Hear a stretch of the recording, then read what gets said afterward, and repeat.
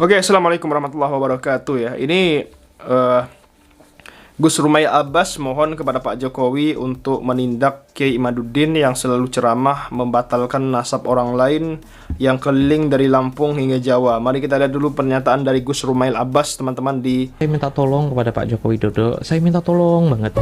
ya.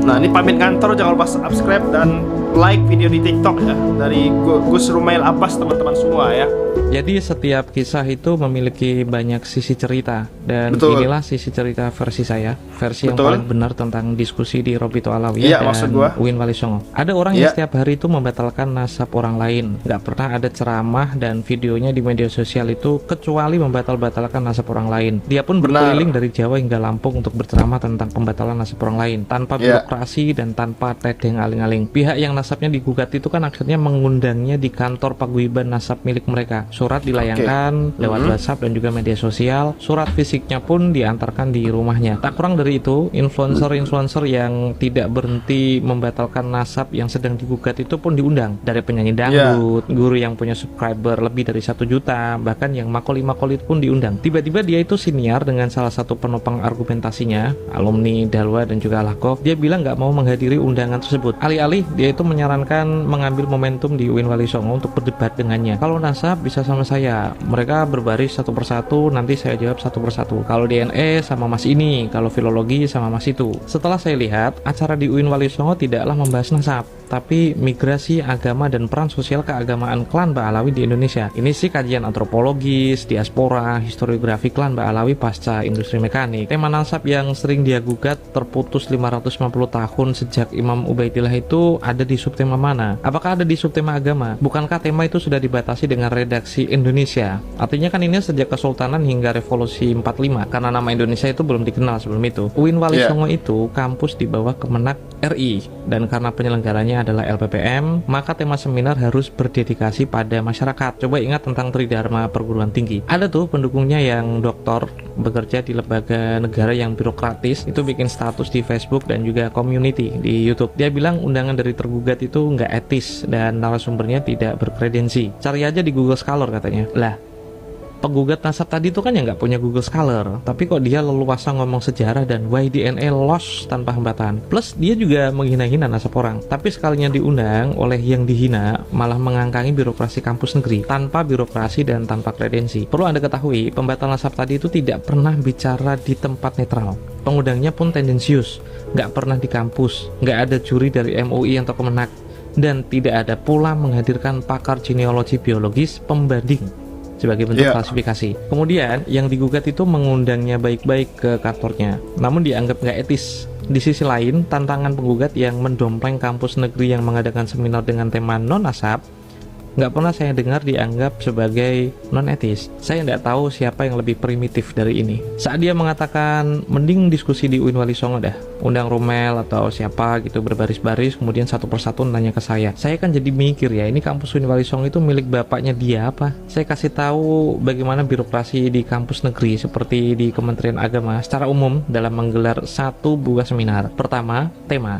Jadi acara tanggal 10 September itu kan diselenggarakan Lembaga Penelitian dan Pengabdian kepada Masyarakat atau LPPM. Karena ini LPPM, tentu saja tema seminar yang mau digelar itu harus mengandung unsur pengabdian pada masyarakat. Tema itu kan diusulkan, diverifikasi, divalidasi, atau direview kesesuaiannya dengan pengabdian pada masyarakat. Setelah semua itu lolos, LPPM itu mengelompokkan tema tersebut berdasarkan bidang ilmu untuk kemudian ditentukan siapa nih narasumber di bidang ilmu yang relevan dengan tema tersebut. Seluruh hasilnya dilayangkan dalam bentuk permohonan berkas pengabdian kepada reviewer, lengkap bersama tanggal, lokasi, sumber daya apapun yang diperlukan, termasuk besarnya biaya yang dibutuhkan. Reviewer menerima berkas tersebut dan jika disetujui, reviewer melayangkan persetujuan dengan workflow hari sekian menghubungi siapa, panitia melakukan apa saja di tanggal sekian dan sekian, narasumber dihubungi siapa di tanggal sekian, jika ada yang berhalangan, siapa nih yang jadi penggantinya, dan seterusnya dan seterusnya. Kedua, dana. Selain tema seminar, ada pula urusan birokratis di kampus seperti UIN Walisongo, yaitu dana. LPPM itu kan bikin surat permohonan bantuan dana seminar atau disebut disebut SPBDS. SPBDS dan kelengkapannya itu dilayangkan ke reviewer lagi, dilihat apakah mata anggaran RAB-nya itu masih memungkinkan untuk didanai ataukah tidak. Untuk bisa disebut memungkinkan didanai, reviewer melakukan pemeriksaan terlebih dahulu di Sekretariat Bagian Keuangan. Taruhlah seminar di Unwali Songo itu memungkinkan untuk didanai ya.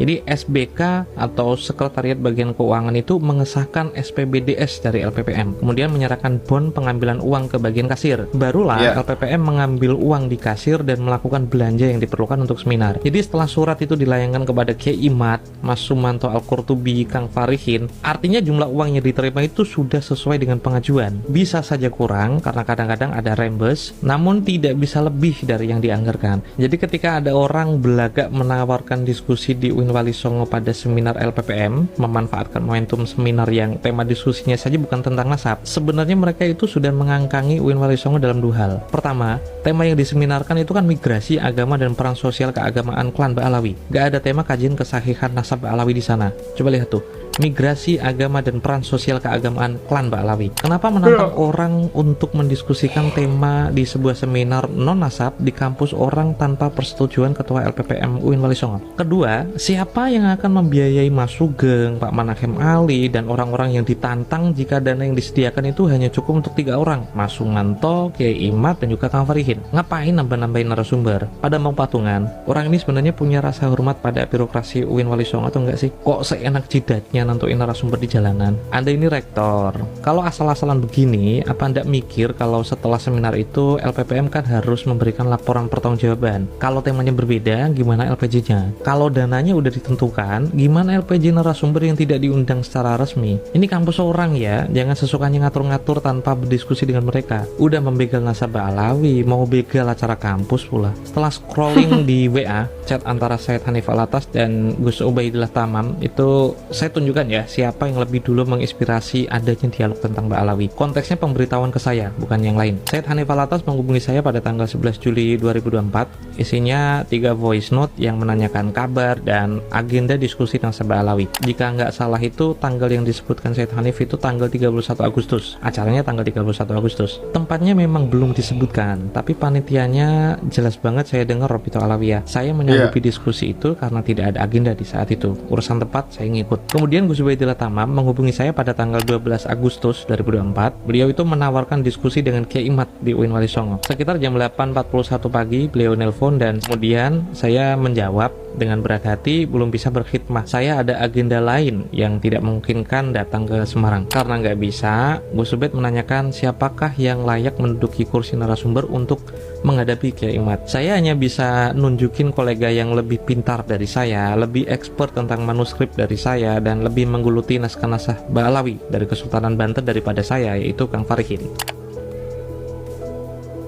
Tentu saja setelah ini kan saya tidak bisa dikaitkan dengan UIN Wali Songo dong, lawang udah diganti Kang Farihin. Jadi dari sini kalian semua sudah tahu siapa yang lebih dulu menghubungi, yaitu Robito Alawiyah melalui Syed Hanif Alatas. Syed Hanif tanggal 11 Juli, sementara Gus Ubaid pada tanggal 12 Agustus, selisihnya itu 1 bulan lebih. Kemudian pada tanggal 14 Agustus 2024, Syed Hanif menghubungi saya lagi tentang pergeseran tanggal. Sebelumnya kan agenda diskusi itu direncanakan pada 31 Agustus, namun digeser pada tanggal 7 hingga 8 September 2024. Setelah itu kan saya melanjutkan kehidupan, mengantarkan anak sekolah, bikin sarapan, dan seminggu kemudian pada tanggal 20 Agustus UIN Wali Songo melayangkan undangan pada Kang Farihin untuk acara seminar pada 10 September 2024. Kenapa ke Robito Alawiyah bukan ke UIN Wali Songo? Pertama, karena kursi narasumber sudah diisi Kang Farihin. Masa saya minta kursi itu lagi?